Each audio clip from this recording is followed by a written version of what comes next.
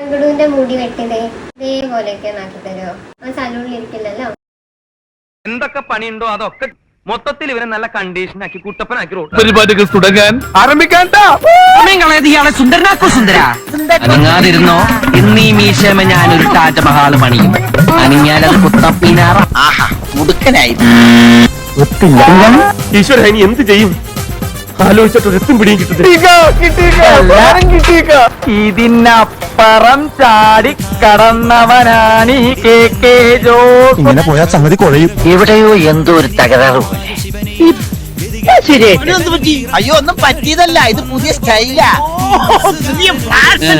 ഇപ്പോഴത്തെ പിള്ളേരുടെ ഓരോരോ കാര്യങ്ങള് കൊള്ളാവണ മക്കളെ. എല്ലാം ചടപടി ചടപടിയെന്നായിരുന്നു. മകനെ സന്തോഷം.